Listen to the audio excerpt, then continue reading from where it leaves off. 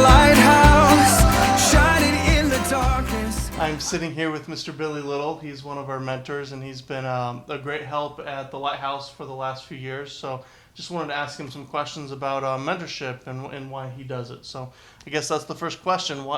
Tell me a little bit about the mentorship program and why you're involved in that.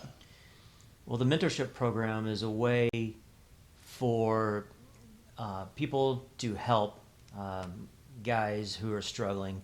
Of course, we're reaching out to men right now, and eventually be with ladies as well. But it's a way just to give an extra outside person to lean on, to provide encouragement, to hear struggles, and just to help out. Somebody that doesn't have an authority, doesn't have the ability to get someone in trouble, but somebody who can just be there to help. So that's a good point. So my staff oftentimes can't get to the heart of the issue because we're the boss.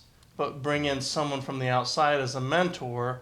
A lot of times the guys will talk to our mentors more than they'll talk to us because we're seen as the bad guys sometimes. Sometimes that can happen. Yes. So the mentorships programs comprised of different individuals who attend churches in our area that volunteer weekly to come and meet with the guys, and then to follow up, just to build into their lives, because we really feel that building into a guy's life is important. They need to leave the old behind, and they need to develop something new. So for years I was in the addiction world where we encouraged people to just stay involved with people who struggle with addiction, and they just kept these cycles. I'm now convinced that we need to pull them out of those cycles and to build new relationships so they have some new structure in their life. Right. I think that's important. So why you? Why volunteer as a mentor for the Lighthouse? I felt it was God leading me to do it. I really had no experience in addictions. Really didn't know anybody personally that I was close to that was struggling with addiction that I knew of. But meeting you, meeting some of the guys at church a couple of years ago when we first came here, I got to see this process going on, and it just seemed at that time God was saying, hey, there's something you need to be part of. And then I got to meet Scott and a couple of the other guys, and you asked me if I would be willing to become part of the mentorship program. And I was willing to be used by God and learn what I could, and I've learned a lot through this process. So tell me about your relationship with Scott. So I met Scott at a Christmas party in our home, church Christmas party. Got to meet him, got to talk with him, hear about his life, his story, hear his struggles. And he was early in, I think, at that point when I met him, in his time with the Lighthouse, and really had a strong desire. And Scott really encouraged me more, I think, than I encouraged him. It was really a blessing to see Scott over several months, and then over a couple of years now, to see him growing, to becoming more confident in his ability to fight off struggles and challenges, to see him growing in his desire to step out and help others and use what he's learned through his struggles to then share with other people. Sure. So halfway through, Scott graduated our program, and we hired him as our thrift store manager, and you and Scott would meet at the thrift store during down hours and just kind of hang out and chat and continue that mentorship program. That's right. And it was good just to be able to talk with Scott, see what God is doing in his life, even though it wasn't necessarily required anymore. It's a friendship now, not just a friendship. It's a friendship now, and even now as he continues on, moving up the ranks in the Lighthouse community, it's good to see him growing and working toward more training and more certification to be able to help more people. Yeah. So, and in this whole process, your family got involved. Your family was actually part of Scott's wedding, and your family volunteers at the Lighthouse. And it's interesting how your ministry to Scott has expanded to a family thing. So tell me a little bit about that. Well, it was nice to, as I got to know Scott and became more friendship than mentorship, then Scott got to know my family more. As the store opened up, then my family was able to be part of that, to volunteer and to help with getting that up and running. And then as I spent time with Scott at the store and just became familiar with the store, the family could be part of that and occasionally volunteer to help get things out on the floor and sort clothes. And there's plenty of that to go. For sure. So it's just good for my family to see that. And it's something where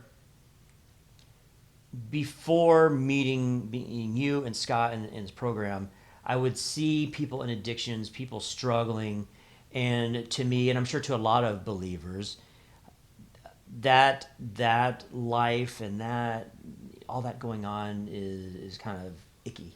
It looks messy, and it looks like something to just kind of avoid and stay away from. And by being able to get involved more, I'm able now to talk to somebody, and not to be turned off by them, but to see, there's messiness going on, but that's a person. Sure. That's a person that needs help, that needs God, and I want my family, even though my family can't all be mentors to these men, I want my family to see that and see it's okay to get involved in the lives of people who might be messy. Yep. And I think that's one of the reasons I think we don't have enough mentors, is because it's messy. These people who are going through addictions and coming out of that, usually by the time they're coming out of it, there's a lot of mess in their lives, and there's a lot of relationship problems and financial problems and other habits that look messy and scary, and a lot of people don't want to get involved in that, and I understand. I'm the same way. There's still times I think, I don't know if I really want to talk, if I don't want to address this. Do I need to say something? But Brandon's been patient with me. The guys that I've been able to work with at the Lighthouse, where I go to visit once a week, those guys have been patient with me and gradually are opening up and are able to share, and they're helping me to learn. Sure. And learn what kinds of struggles people face. And God has blessed me, God has blessed my life to not have to have gone through some struggles in my life and not to have to go through that. But I'm learning that other people have had to go through that. And how can I appreciate or empathize with what they're going through and help them through that and see them in their situation compassionately and be able to encourage them. Sure. There's a thought in the addiction world that you can't help someone who's struggling with addiction if you haven't had an addiction.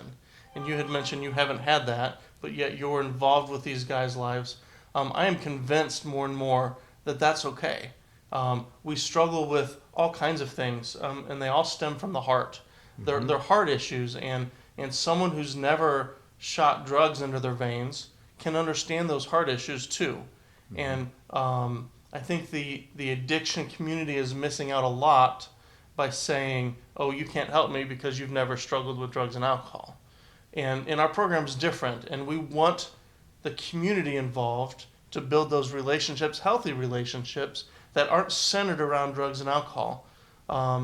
Too often, those in addiction, everything they do is centered around drugs and alcohol. And when you're thinking about drugs and alcohol every day, and you're going to meetings and thinking and talking about drugs and alcohol, and all your friends are ex-addicts, and you're talking about your war stories and drugs and alcohol, and that's prominent in your mind.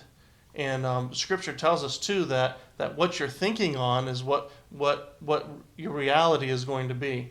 And by removing that piece, by introducing some sober people who are just walking alongside helping, I think the mind changes focus from addiction to just normal things that we struggle with. And I think that's a good thing. It sets that addiction piece aside and we can move on with life. And I really enjoy that about our mentorship program. Sure. And I agree with you, the idea that somebody has to have experienced what you experienced to be able to help you with that, I think it seems to make sense at first, but if you think about it, it's kind of silly.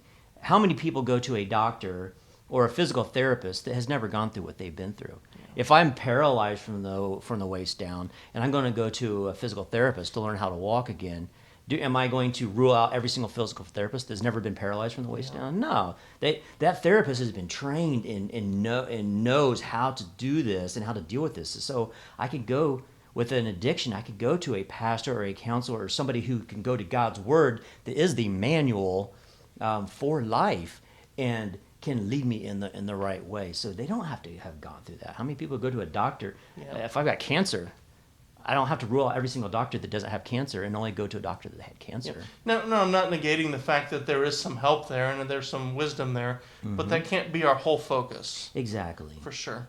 One last question. If you were talking to someone out there who's watching this that's thinking about becoming a mentor, what would you say to them?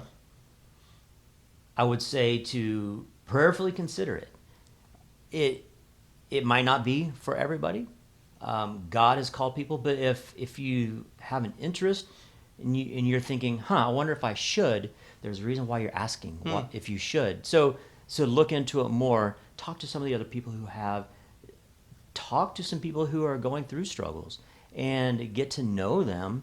It doesn't necessarily mean you have to jump into this and be full-time and officially a mentor, but you can reach out. You can love other people around you if they're struggling. But if you're thinking about whether you should, then maybe you should just push forward and find out. Sure. So the first step would be to contact us and we can set you in one of our mentorship groups so you can just feel it out.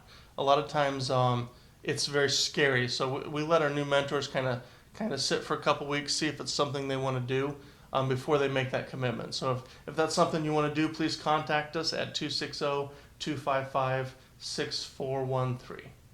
Thank you, Billy Little, for your time as a mentor and your time here with us today. Well, thank you. It's an honor to be here. No problem.